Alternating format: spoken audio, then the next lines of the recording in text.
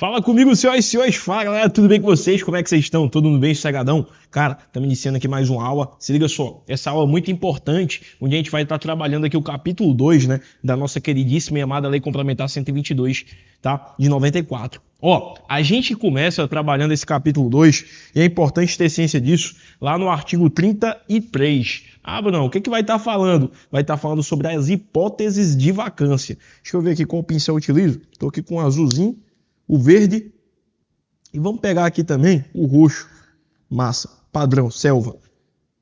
Não, vamos pegar no lugar do verde, o laranja. Brasil, Brasil. Galera, se liga só. A aulazinha de hoje, a gente vai começar a trabalhar o artigo 33. Ele trabalha o que é vacância, né? As hipóteses de vacância, tá? E eu vou esquematizar tudo para vocês. As primeiras coisas que eu quero que você entenda, né? Quando a gente fala em vacância, é justamente o que, galera? A ideia de o cargo ficar vago. Então, a vacância ocorre quando o cargo público fica vago, quando sai o ocupante desse cargo. E aí, a primeira coisa que é importante você saber são as hipóteses de vacância, que a banca vai dizer. Assinar a alternativa abaixo que configura uma hipótese de vacância. Você já tem que estar ciente disso. Eu vou ter um total de 8 hipóteses. 8, né? Contudo, tome muito cuidado, porque vai ter um caso em que não está mais em uso. Aquela mesma ideia que eu falei para vocês quando a gente estudou provimento, a ideia da transferência. A transferência ela é regulamentada no artigo 23, só que atualmente a transferência ela não está mais sendo utilizada. Ela ficou em desuso e foi revogada, inclusive. Mas, se a gente pegar a literalidade da lei, vai estar lá escrito transferência em seu inciso, salvo engano, quarto, ou é terceiro ou quarto. Mas, atualmente, revogado, cuidado com essa informação. Beleza? Então vem para cá. A primeira forma de vacância que a gente tem, tá? É a ideia da exoneração, tá, galera? Exoneração, beleza? Selva, bom demais, Bruno. Bacana. Tomem cuidado para vocês não confundir a exoneração com demissão. Tanto que eu já vou colocar uma aqui embaixo da outra. As duas são formas de vacância, tá? Só que quando a gente fala em demissão, é uma punição. Tá? A demissão é uma punição, o cara fez alguma coisa para merecer isso. A exoneração não, nem sempre ela vai ter esse cunho punitivo. Muitas vezes o cara faz a pedido, etc. E a gente vai trabalhar um pouco mais de demissão também. Aqui na lei complementar, 122, a gente trabalha lá no artigo 100 e pouco, salvo engano, 140 e alguma coisa, a gente vai estar trabalhando quando que o cara vai ser demitido, todas essas hipóteses. Show de bola? Depois disso, a gente vai ter, eu vou colocar para vocês no quadro, a transferência, mas eu vou botar aqui, ó, um asteriscozinho, tá? Por quê? Porque tá lá escrito, mas isso aqui tá revogado, tá, galera? Ó, transferência, beleza? Transferência. Outra forma de também vacância é a promoção.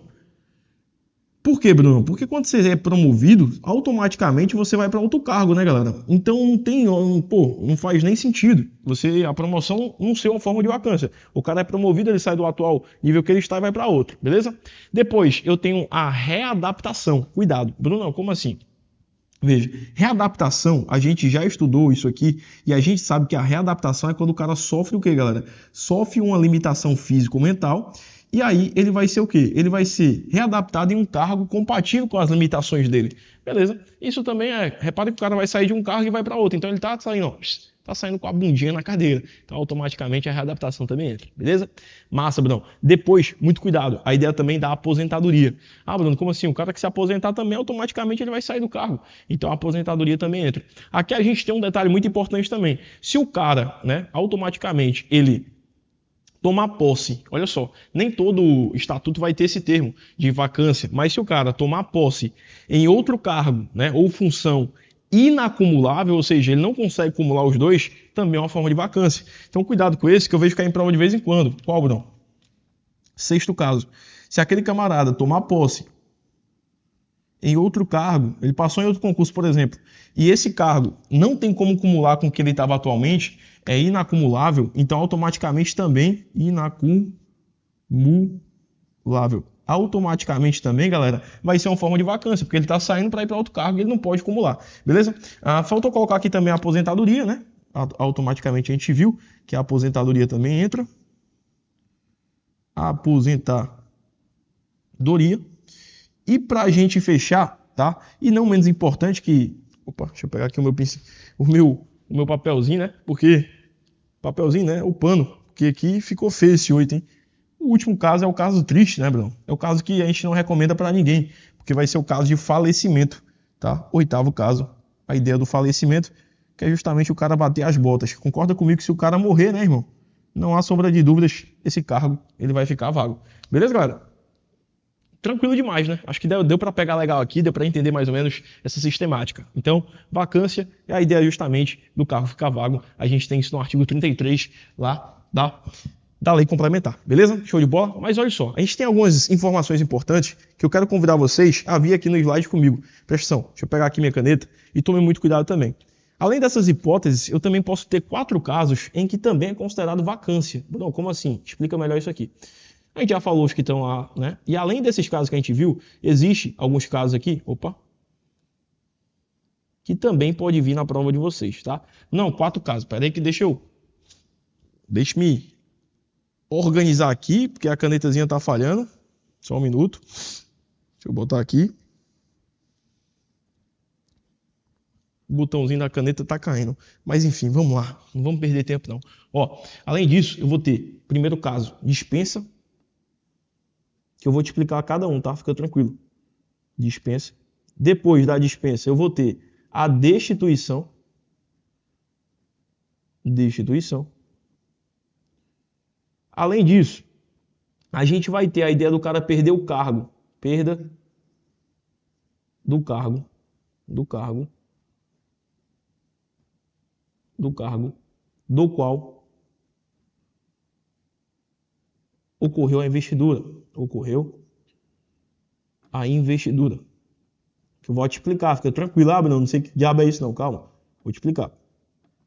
E o último caso também, que lá no estatuto também vai ser considerado vacância, é o afastamento do cara para ele poder exercer mandado eletivo, tá? Para o cara ir para a política, mandado eletivo. Então aqui também é considerado uma hipótese de vacância. Além dele exercer sair, né, se afasta para exercer mandado eletivo, ou também tem outra hipótese, que é o cara se afastar, então aqui é a mesma ideia, para o quê? Para ele prestar serviços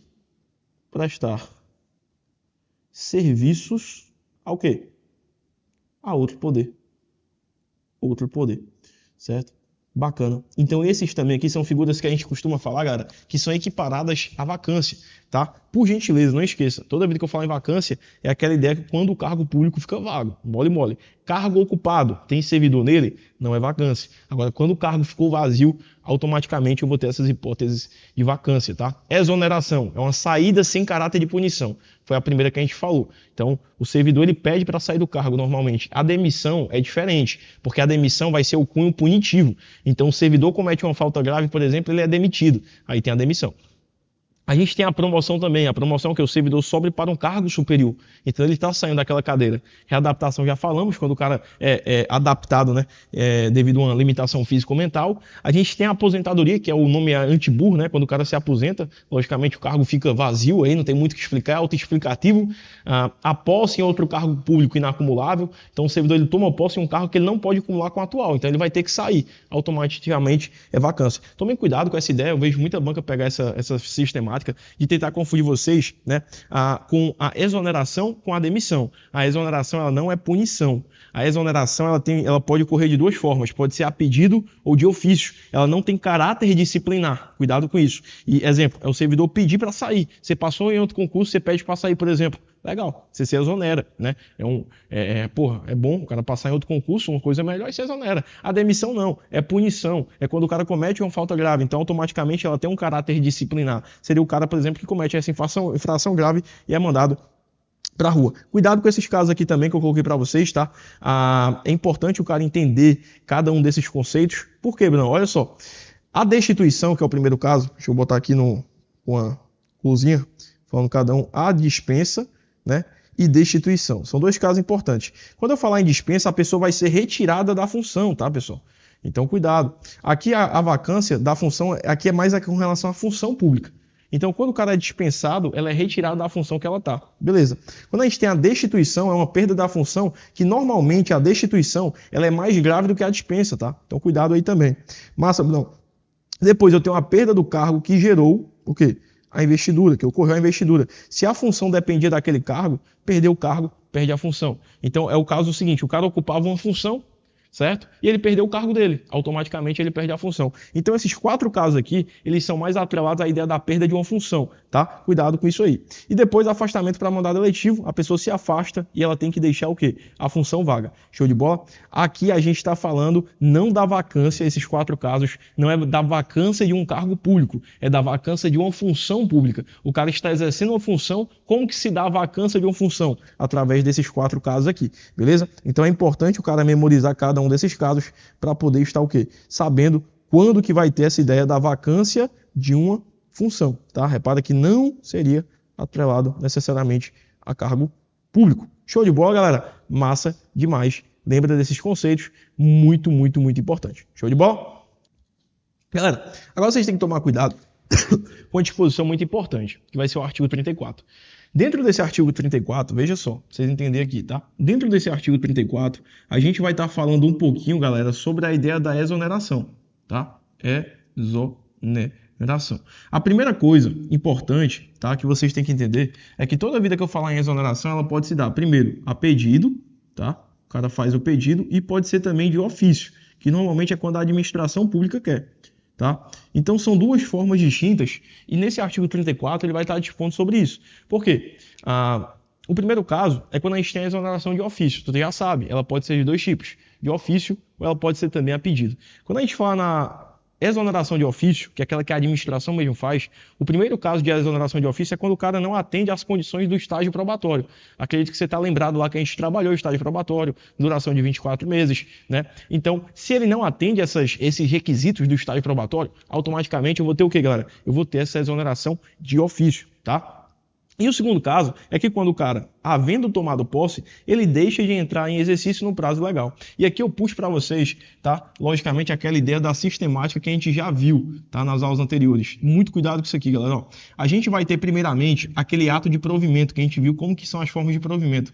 Por exemplo, aqui eu vou ter uma nomeação. Da nomeação, eu tenho aqui depois a ideia do quê, Bruno? Da posse. E depois da posse, eu vou ter justamente a ideia do camarada entrar em exercício. Aí veja bem, se o camarada ele tomou posse e ele não entrou em exercício, é um caso. Ele vai ter 30 dias, nós já vimos isso aqui, né? O prazo que ele vai ter, 30 dias, né? Você já está ciente disso. Lembra que também aqui da nomeação para a posse, a gente também vai ter os mesmos 30 dias, tá? Já trabalhamos isso em aulas anteriores, mas toma cuidado. Se no caso aqui, Brunão, ele não entra, ele toma posse, mas não entra em exercício, cuidado. Aqui o que vai acontecer? Justamente, ó, essa ideia de exoneração dele de ofício, tá? É um dos casos. Eu só tenho 2 casos praticamente. A primeira é quando o cara, né, ele não atende lá a ideia do estágio probatório, tá? Do probatório. E o segundo caso é esse, que é quando ele toma posse e ele não entra em exercício, tá? Não passa no estágio probatório. Beleza? Show de bola. Lembra disso aqui, muito importante. Bruno, e se ele saiu a nomeação e ele não tomou posse, ele vai ser exonerado? Não vai, galera. Lembra que nessa transição aqui, se ele não respeitar esse prazo dos 30 dias, vai se tornar o quê? Sem efeito. As bancas amam cobrar isso aqui. É como se essa nomeação se tornasse sem efeito. Ele só vai ser exonerado aqui, ó, se ele tomou posse e não entrou em exercício. Aí sim ele é exonerado. Beleza? Cuidado com essas informações. Vocês não têm ideia do quanto isso aqui cai em prova. Cai não. Na realidade, isso aqui despenca em prova de concurso público. Então, muita atenção para você entender. Beleza? Bacana. Aí toma cuidado. Aqui nós estamos falando, tá, senhores, sobre a ideia de exoneração. Exoneração pode ser a pedido. Quando é pedido? Quando o cara mesmo pede. Também pode ser de ofício. E a pedido não tem caso, galera. Por quê? Porque fica à mercê do próprio agente. Tranquilo? Mas cuidado também com outras informações importantes. Quando a gente puxa para cá também, a exoneração, ela não é... Aqui eu estou falando de exoneração em cargo público, né, em tese. Só que a gente pode ter, né, quando a gente puxa esses casos aqui, da questão de ofício, né? Aqui a gente está falando, nesses 2 casos, nesse e nesse que eu falei, que são os 2 casos de exoneração de ofício, aqui a gente está falando justamente dos cargos efetivos, tá? Efetivo. É aquele cara que ele vai ter estabilidade, aquele cara que vai ter todo, né? Passou por concurso público, tudo certinho. Por quê? Essa exoneração aqui, vocês tomem cuidado, que ela também pode se dar, o quê? Nos cargos em comissão. Ah, Bruno, que legal. E, Bruno, se for em cargo em comissão, vai estar mudando? Vai sim, senhor. Então, olha só, quando a gente falar na exoneração do cargo em comissão, você tem que tomar cuidado com o quê? Com as hipóteses em que ela vai acontecer. Ah, legal, não. Vai mudar um pouco? Vai. Tem um caso que é parecido. Mas como que se dá a exoneração em cargo em comissão? Primeiro caso, a juízo da autoridade competente. Ah, como assim, Bruno? Porra, vocês sabem que o cargo em comissão é declarado em lei de livre nomeação e exoneração. Então, se eu tiver autoridade competente que nomeou querendo exonerar, tranquilo, tá? Agora, toma cuidado que lá no estatuto de vocês, na Lei Complementar 122, ele diz a juízo da autoridade competente. Só que ele traz uma ressalva. Ressalvado os casos que a Constituição Estadual, ou seja, a Constituição Estadual do Rio Grande do Norte, ela exige prévia autorização da Assembleia Legislativa. Então, em alguns casos, algumas autoridades, né, eu tenho que ter o quê? A autorização da Assembleia Legislativa. Então, veja, a juízo da autoridade competente. Primeiro caso, se liga. Primeiro caso, a juízo